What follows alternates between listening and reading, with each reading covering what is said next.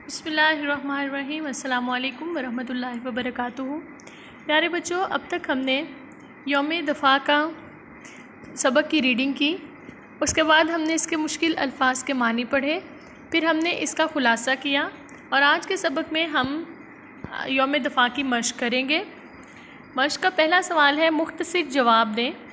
पहला सवाल है, यौम दफ़ा क्यों मनाया जाता है? तो इसका जवाब आप लिखेंगे कि यौम दफ़ा पाकिस्तानी फ़ौज की बहादुरी के कारनामों की याद ताज़ा करने के लिए मनाया जाता है।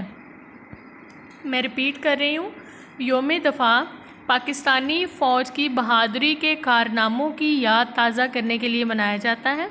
सवाल नंबर बे है, लाहौर में यौम दफ़ा की तकरीब कहाँ मुनक्किद होती है? तो जैसा कि आपने अपने सबक में पढ़ा कि लाहौर में यौम दफ़ा की तकरीब फोर्ट्रेस स्टेडियम में मुनक्किद होती है। सवाल नंबर जीम है, फ़ज़ा किस चीज़ से गूंज रही थी? फ़ज़ा तरानों से गूंज रही थी। दाल है, तकरीब का बाकायदा आगाज़ कैसे हुआ?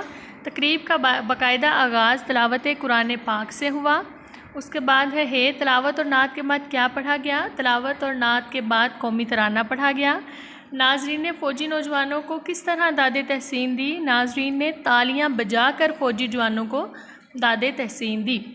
उसके बाद है जी, दर्ज झैल मुहावरात को इस तरह जुमलों में इस्तेमाल करें कि इनका मफ़हूम वाज़ेह हो जाए। पहला लफ्ज़ है छक्के छुड़ा देना। अब इसका जुमला क्या बनेगा कि हमारी बहादुर फ़ौज ने दुश्मन के छक्के छुड़ा दिए। ठीक है। उसके बाद है जुनून सर्द पड़ना। जुनून सर्द पड़ना, हमारी बहादुरी की वजह से दुश्मन का जंगी जुनून सर्द पड़ गया। ठीक है, यहाँ ये भी लिख सकते हैं कि हमारी फ़ौज की बहादुरी की वजह से दुश्मन का जंगी जुनून सर्द पड़ गया। जोक दर जोक, जोक दर जोक का मतलब मैंने आपको बताया था गिरोह के गिरोह। इसका जुमला हम लिखेंगे कि लोग जोक दर जोक यौम दफ़ा की तकरीब में शिरकत के लिए आ रहे थे। सिक्का बिठाना, हमारी फ़ौज ने जंग में अपनी ताकत का सिक्का बिठा दिया। सिक्का बिठाना यानी रोब कायम करना। मैली आँख से देखना, दुश्मन की जुर्रत नहीं कि वो हमारी तरफ मैली आँख से देखे। नेस्तो नाबूद करना, हमारी बहादुर फ़ौज ने दुश्मन की फ़ौज को नेस्तो नाबूद कर दिया यानी तबाह बर्बाद कर दिया। उसके बाद है जी, सवाल नंबर 4, दर्ज झैल के मानी लुगत से तलाश करके लिखें। पहला लफ्ज़ है सरमस्ती, मदहोशी, सहर अंगेज़ी, पुरअसर, सहर अंगेज़, पुरअसर, अक़वाम मुत्तहदा। ठीक है, ये जो है अक़वाम मुत्तहदा, ये बहुत सी कौमों ने ये अक़वाम मुत्तहदा अरब के अंदर है, मुझे गलती लग गई है, हम लुगत पढ़ रहे हैं। सहर अंगेज़ है।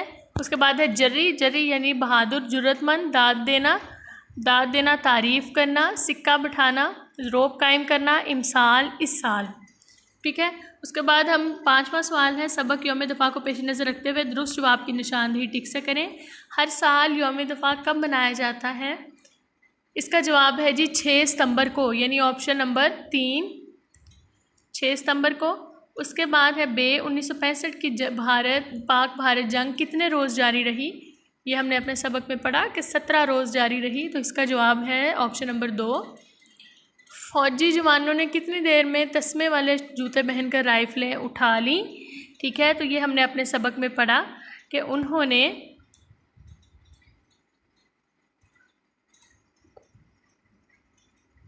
मैं ये कंफर्म कर लूँ कि उन्होंने कितने सेकंड्स में, जिन्होंने एक बहादुर, अच्छा सिर्फ 3 सेकंड में उन्होंने, ठीक है, फ़ौजी नौजवानों ने कितनी देर में तस्मे वाले जूते पहनकर राइफ़लें उठा ली? तो ये आपके सफ़ा नंबर 35 पे लिखा हुआ है कि जो हम ये देखकर हैरान रह गए कि हमारी फ़ौजी जवानों ने सिर्फ 3 सेकंड में तस्मे वाले जूते पहनकर राइफ़लें उठा ली और महाज पर डट कर दिखाया। ठीक है। भारत ने पाकिस्तान पर कब हमला किया? तो इसका जवाब है 1965 में। दर्ज झैल अल्फाज के मुतज़ाद लिखें। मुत्तहिद, बिखरा हुआ, ठीक है, आगाज़, अंजाम, धकेलना, खींचना, बाकायदा, बेकायदा, और जर्री है बुज़दिल, डरपोक। जर्री जुर्रतमंद है, इसका मानी, इसका मुतज़ाद हुआ बुज़दिल, डरपोक। उसके बाद है जनाब पाकिस्तान, अच्छा इसके बाद कालम है। कालम अलफ़ में दिए गए अल्फाज को कालम बे के मुतल्लिका अल्फाज से मिलाएं। तो पहला कालम अलिफ पे आप देखेंगे कि यौम दफ़ा, बहादुर, तमाशाई, नात, हैरत अंगेज़, और कालम बे है देखने वाले, सरवरे कायनात, सहर अंगेज़, 6 सितंबर, जर्री। अब हमने मिलाना है। यौम दफ़ा को हम मिलाएंगे 6 सितंबर से, उसके बाद बहादुर को हम जर्री से मिलाएंगे, तमाशाई को हम मिलाएंगे देखने वाले से, नात को सरवरे कायनात सल्लल्लाहु अलैहि वसल्लम से, ठीक है। उसके बाद है हैरत अंगेज़, सहर अंगेज़। अगले सफ़े पे उन्होंने इसमें ज़मीर बताया हुआ है। इसमें ज़मीर किसको कहते हैं? वो अल्फाज जो इसम की जगह पर, इसम होता है ना नाम, वो अल्फाज जो नाम की जगह पर इस्तेमाल किए जाते हैं इसमें ज़मीर कहलाते हैं। इसमें ज़मीर का फ़ायदा ये होता है कि बार बार नाम नहीं दोहराने पड़ते। मसलन उन्होंने बताया हुआ है कि एक पैराग्राफ जब हम लिखेंगे तो इसमें कायद आज़म 1876 को कराची में पैदा हुए। कायद आज़म ने अपनी इब्तदाई तालीम कराची से हासिल की। कायद आज़म मुसलमानों के सच्चे रहनुमा थे। कायद आज़म की कोशिशों से पाकिस्तान बना, ठीक है। इसमें बार बार कायद आज़म का नाम आया है जो तहरीर को बोझल बना रहा है। इसमें ज़मीर के इस्तेमाल से तहरीर में खूबी पैदा हो जाती है। देखें, कायद आज़म 1976 को कराची में पैदा हुए।